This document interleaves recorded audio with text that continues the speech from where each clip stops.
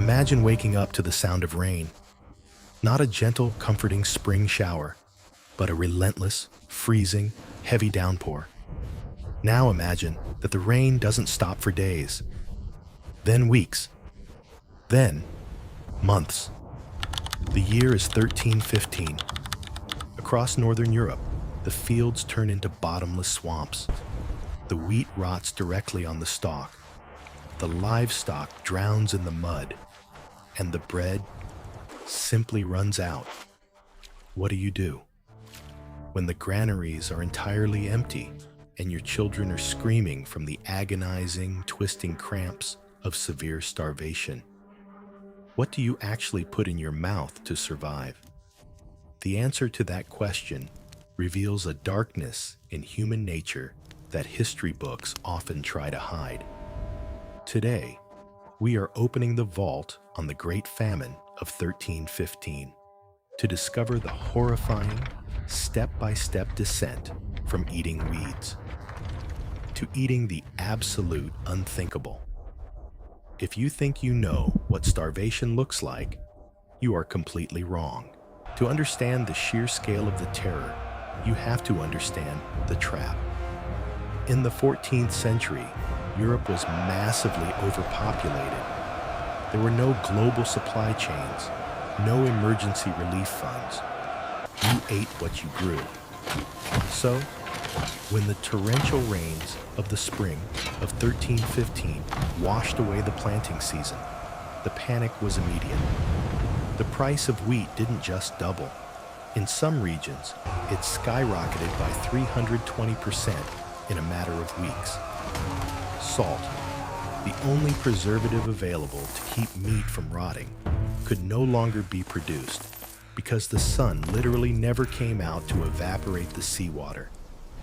By the summer of 1315, the desperation was no longer a whisper. It was a deafening roar. In the first phase of the famine, survival meant foraging. People scoured the dripping, rotting forests for anything the human digestive system could break down. Roots, acorns, wild grasses, ferns. They boiled them into pathetic, watery stews that offered almost 0 calories, providing just the temporary, cruel illusion of a full belly. But leaves and roots can only sustain a human body for so long. As the months dragged on into a freezing, brutal winter, the next impossible choice had to be made: the seed grain. In medieval Europe, eating the grain meant for next year's planting was the ultimate taboo. It was literally eating your own future. But when a parent looks at their dying child, tomorrow ceases to exist. There is only today. So, they ate the seed grain. And by doing so, they unknowingly guaranteed that the famine of 1315 would stretch into 1316 and beyond. Johannes de Trocalova, an English monk and chronicler who lived through this exact nightmare, documented the horrific scenes outside his monastery walls. He wrote, "We saw the poor and needy, crushed with hunger, lying stiff and dead in the wards and streets. As the natural world was stripped completely bare, humanity turned its hungry eyes to its closest companions. Dogs and cats, once loyal protectors and pest catchers, vanished from the cobblestone streets. Pigeons were snatched from the air. But the true heartbreak came in the barns, the plow horses and the oxen. To a medieval farmer, a plow horse was not just an animal. It was their livelihood, their tractor, their absolute only means of making a living. Slaughtering the draft animals was a declaration of total defeat. It meant that even if the rain magically stopped, they would have no way to plow the land. Yet the butcher's knife fell. They ate the horses. They ate the breeding cows.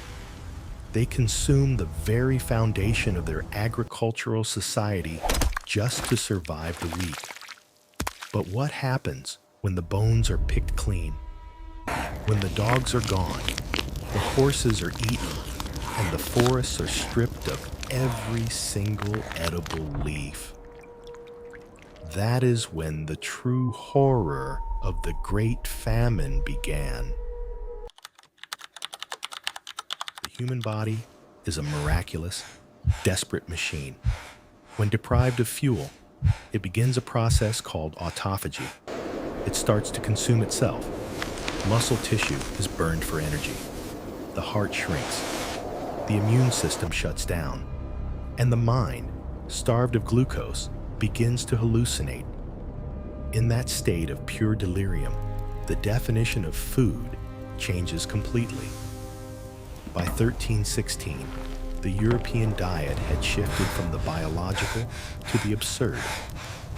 People began desperately trying to consume things that could not be digested. We're talking about leather, belts, shoes, horse tack. Anything made of animal hide was thrown into boiling water for hours, sometimes days, until it turned into a foul, rubbery sludge. They chewed on it, not for nutrition, but simply to give their jaws something to do, to quiet the screaming void in their stomachs. They stripped the rough bark from trees, grinding the inner wood into a bitter sawdust flour. And when even the bark was gone, they turned to the ground itself, a phenomenon known as geophagy, the practice of eating dirt, swept across the continent. People would dig up clay and bake it, or mix it with the last few microscopic flakes of grain to create heavy, dense loaves of earth bread. It filled the stomach, yes. It stopped the painful hunger pangs. But it was a deadly, agonizing trick. The clay compacted in their intestines, causing severe blockages, internal bleeding, and incredibly painful deaths. They were literally filling their stomachs with poison to avoid feeling empty. And yet, the rain kept falling. By the freezing winter of 1316, millions had already perished. The graveyards overflowed, and bodies were simply left in the muddy streets, dissolving into the muck. Disease ran rampant among the weakened survivors. And it is here, in the darkest depths of the 14th century, that we must confront the ultimate taboo. When the leather shoes are eaten and the dirt kills you, there is only one source of meat left: human meat. The historical records from this period are incredibly difficult to read, precisely because the monks and scribes were so horrified by what they were witnessing that they could barely bring themselves to ink the words onto parchment. But the evidence is undeniable. In the Chronicles of Ireland, it was chillingly recorded that men were so completely destroyed by hunger that they extracted the bodies of the dead from the cemeteries and cooked the meat in skulls. Let that image sink in. People digging up their neighbors, their friends, and consuming them. But it wasn't just the dead. The sheer weight of starvation tore apart the most sacred bond in nature: the bond between parent and child. If you've ever read the classic fairy tale of Hansel and Gretel, about two children abandoned in the dark woods by their starving parents, you should know something terrifying. That wasn't a bedtime story. It was a documentary. During the Great Famine, parents who could no longer bear to watch their children slowly starve to death, or who needed the remaining scraps of food for themselves, led their own sons and daughters into the deep forests and abandoned them there. It was a mass trauma that birthed centuries of folklore. The elderly, in heartbreaking acts of sacrifice, voluntarily starved themselves so the younger generation might have a chance to live. And in the prisons, the reality was even more gruesome. criminals locked away in dark dungeons were completely forgotten by their starving jailers. When a new prisoner was thrown into a cell, the existing inmates, driven entirely mad by starvation, would fall upon the newcomer, tearing them apart with their bare hands and teeth. The historical texts describe them acting not like men, but like ferocious dogs. This wasn't fiction. This was reality in Europe. It wasn't until the summer of 1317 that the weather finally broke. The endless rain stopped. The sun returned, warming the mud. But the nightmare was far from over. The seed grain had been eaten. The draft animals were all dead. The farmers who survived were too physically weak from years of extreme malnutrition to work the fields effectively.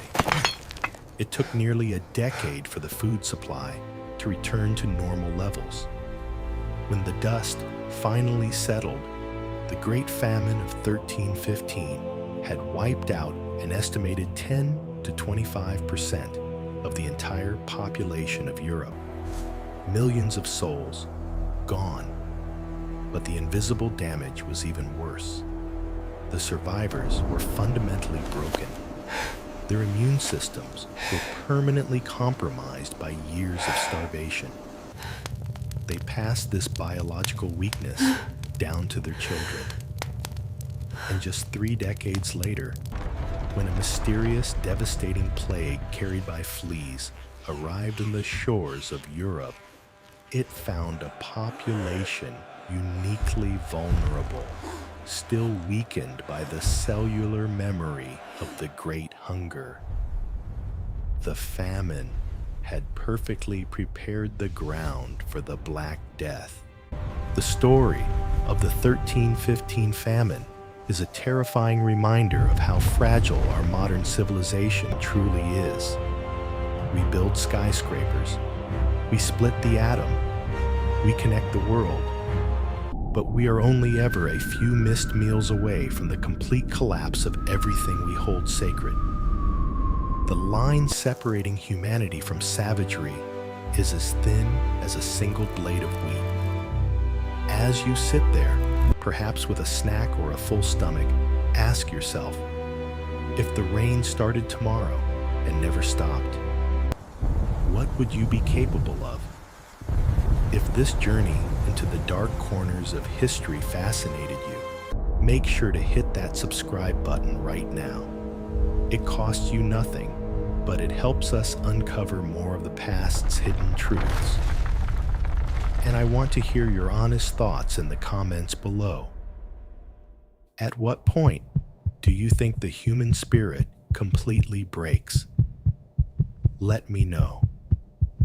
Until next time, stay curious and stay alive.